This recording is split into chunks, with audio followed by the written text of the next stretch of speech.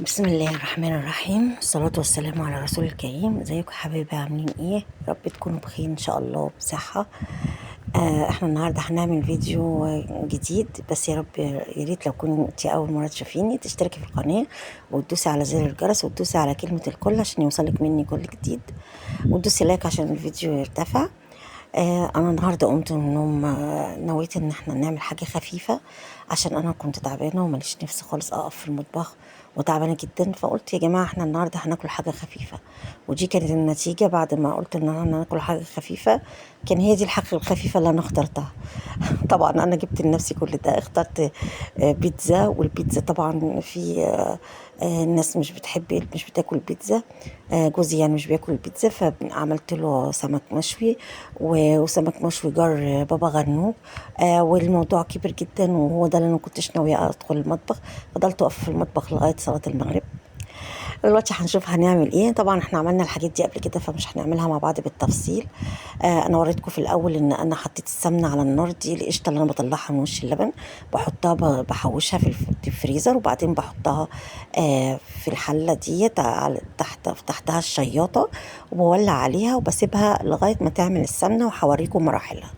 البيتزا انا برضو عجنتها لان عملتها معاكم قبل كده، وحطيتها تخمر، وعملت الصلصه، وعملت الحاجه بتاعتها. ولما خمرت زي ما انتم شايفين كده، انا طبعا برضو شويت بابا غنوج في الفرن زي ما عملنا برضو مع بعض قبل كده، بس انا ما كانش عندي فلفل الوان. فبعد ما شويته طلعته هرسته زي ما انتم شفتوا كده، وحطيت عليه هريسه شطه، وحطيت عليه طحينه وشويه خل وشويه زيت وشويه ملح. وقلبتهم كويس وحطيته في التلاجة. البيتزا كانت خمرت. قطعتها وسبتها ترتاح سنة، وبعدين خدتها فرشتها في الصواني. وبرضو انا مش ما عملتها لكوش بالتفصيل لان انا عاملاها في فيديو قبل كده. النهارده يعني حاجات كلها انا عاملاها قبل كده، فما عملتهاش تفصيل. يعني عملت لكم اليوم كده اللي حصل في اليوم على بعضه كده من غير ما افصل لكم الموضوع يعني. بعد كده اهو فرشتها في الصواني، طلعت 4 صواني. وانا بحط عليها الصلصة، وبحط عليها الطماطم والفلفل زي ما انتم عارفين، وبعدين احطها في الفرن. واول ما تستوي قبل السوا بسنة صغيرة بطلعها احط عليها الموتزاريلا عشان الموتزاريلا ما تتحرقش، وفي نفس الوقت تبقى بيضة وبتبقى يا دوبك سايحة. وانا طبعا ما كانش عندي فلفل برضو اخضر، فطبعا ما كنتش قادرة انزل اشتري اي حاجة لان انا بكرة عندي السوق بتاعي. فعملت الحاجات المتاحة وطلعت في منتهى الجمال. هنا جبت السمك، هو جبت سمكتين نضفتهم شوي بفتح بطنهم بس، وحطيت فيهم الحشو بتاعهم. انا طبعا بخزن الحشو ده في الديب فريزر، يعني بعمل كمية واحطها في علبة زي ما انتم شايفين كده وبحطها في الديب فريزر. اما بعوز اعمل السمك المشوي بطلع تفك سنة بحطها جواه واحشيها فيه، وبتبقى في منتهى الجمال.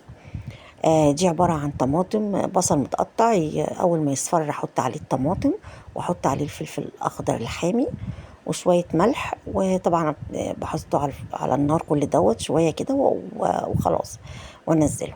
حطيت السمك يتشوى على النار، ووريت لكم ايه السمنه دي مرحلتها الوسط بتاعها. هي كان في الاول طبعا بتبقى مليانه زي ما يكون لبن، وبعدين تفضل تقل لغايه ما تبقى كده.